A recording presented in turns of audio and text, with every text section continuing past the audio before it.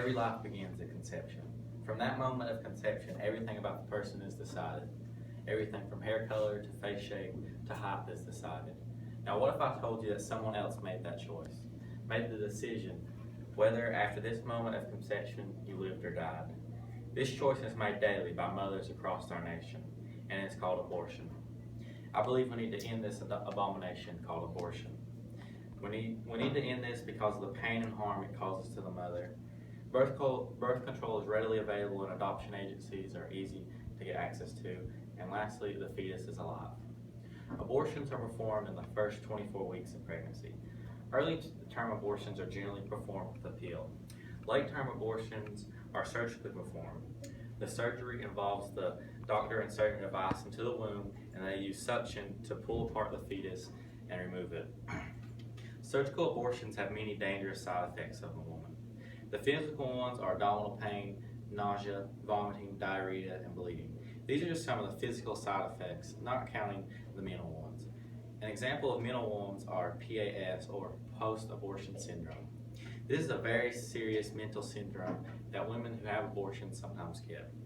Some things that this syndrome causes are depression, guilt, anger, and anxiety. This is a very serious condition that leads many women to suicide.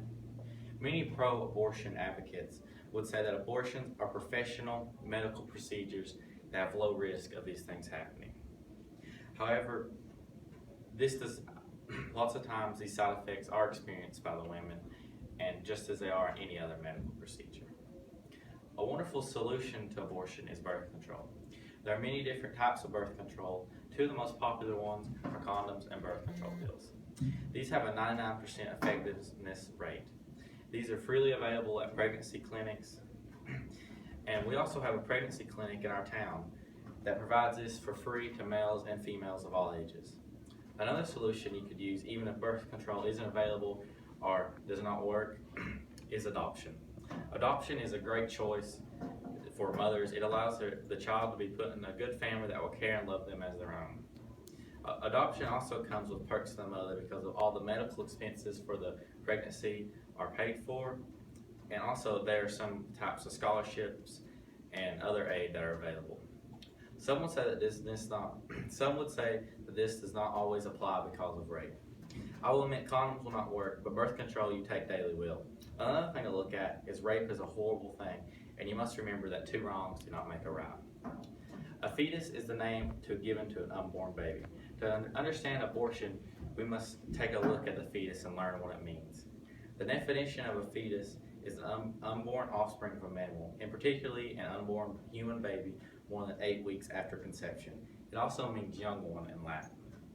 There are many stages of pregnancy the fetus goes through, but for time's sake, we will discuss the more important ones. Conception is when the egg and sperm first meet inside the woman. Quickening happens around 16 weeks and is when the fetus begins to move around inside the womb. Recent studies show that at 22 weeks, babies can live outside the womb. Now, with all this information, we must look at something.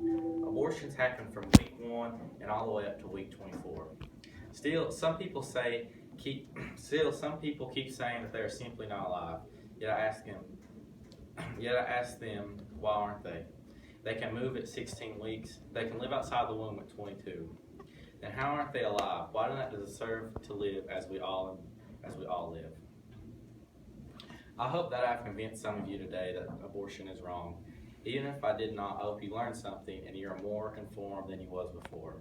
In the end, I'd love to end on a quote from Horton Hears a Who. A person's a person, no matter how small.